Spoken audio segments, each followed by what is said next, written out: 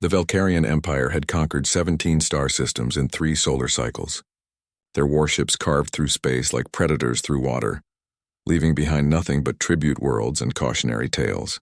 When their forward scouts detected the unremarkable yellow star and its third planet, they expected another easy victory. They were wrong.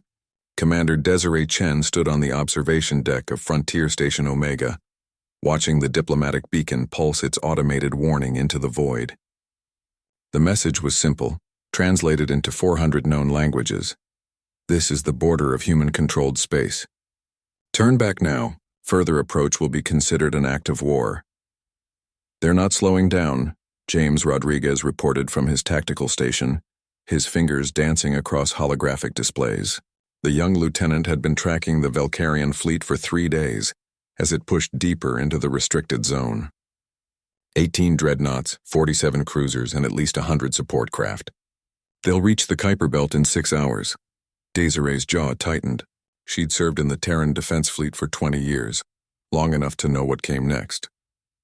Humanity had learned hard lessons during the First Contact Wars. They'd learned that the galaxy respected only one language: strength. Send one final warning, she ordered. Personal channel. Let me talk to whoever's in charge. The view screen flickered to life, revealing a reptilian face with golden scales and cold amber eyes. The Valkyrian commander's translator rendered his hissing speech into crisp English. I am High Warrior Thesak of the Eternal Empire. Your primitive warnings mean nothing. Surrender your system, and your species will be permitted to serve as laborers. Resist and you'll destroy us? Desiree interrupted, her voice calm. High Warrior, you're making a mistake.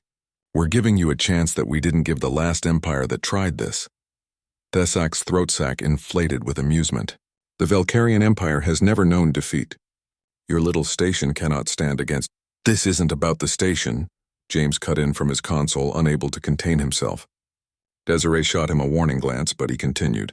Sir, our records show your empire hasn't fought anyone with real defensive capabilities. The species you've conquered were either pre-spaceflight or scattered colony worlds. Silence, underling, Thesak roared. You dare lecture a warrior of the transmission cut off. Desiree turned to James, eyebrow raised. Sorry, Commander, he said, not looking sorry at all. But I pulled their combat records. They've never faced organized resistance. They literally don't know what they're walking into.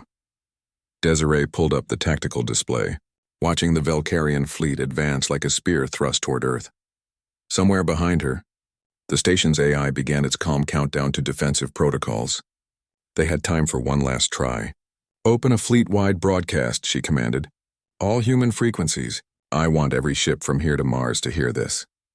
When the channel opened, she spoke clearly. This is Commander Chen of Frontier Station Omega. Valkyrian forces have breached the border and ignored all diplomatic warnings. We are now in a state of war. Activate Protocol Thermopylae.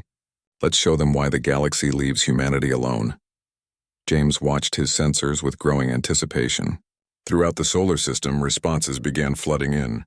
The mining stations in the asteroid belt powered up their magnetic accelerators, tools designed to move mountains, now aimed at the approaching fleet.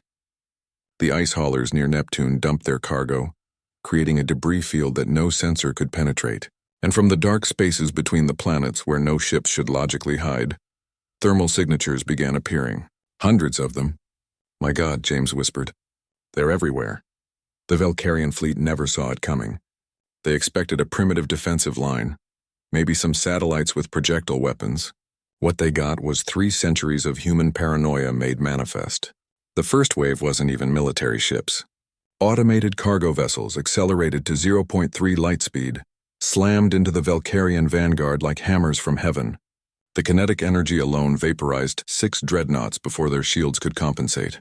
In space, mass times velocity equaled death, and humanity had learned to weaponize everything. They're trying to retreat, James called out as the enemy formation broke apart. Too late, Desiree said quietly, watching the tactical display. The minefield just activated. The Kuiper Belt, humanity's first line of defense, came alive.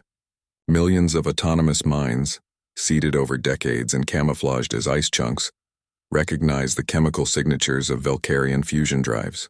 They didn't explode, that would have been wasteful. Instead, They latched onto hulls and burned through armor with molecular acids, venting atmosphere and destroying critical systems. High Warrior. Thesac's face reappeared on screen, his scales now pale with fear. We surrender.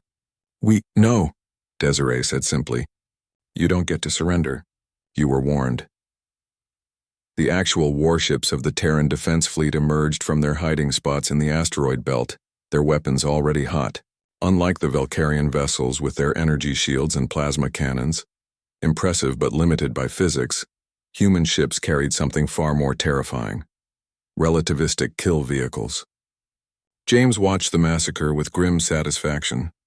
Each human destroyer carried dozens of tungsten rods, each weighing a ton, each accelerated to near light speed. When they hit, they released energy equivalent to nuclear weapons but without the radiation signature. Clean, efficient, unstoppable. In 17 minutes, the Valkyrian Empire's grand invasion fleet ceased to exist. Desiree stood at the observation window, watching debris burn in the thin atmosphere of the outer system. Behind her, James was already composing the after-action report. Should we send out rescue teams? He asked, his voice uncertain now that the battle was over. Yes, Desiree said after a moment. Let's be better than them. Save whoever survived. She turned to face him, her expression hard.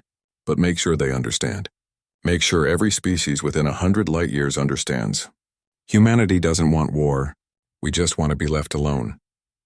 And if they don't leave us alone? Desiree looked back at the debris field, at the grave of an empire's arrogance.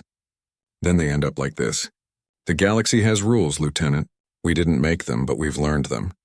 The strong survive. The wise avoid us. James nodded, understanding the unspoken truth. Humanity had been the underdog once, had been invaded and nearly exterminated during first contact. They'd learned from that. They'd prepared. And now? They were the monsters that whispered warnings in the dark. The Valkyrian Empire had ignored those warnings. They wouldn't make that mistake again. Nobody would.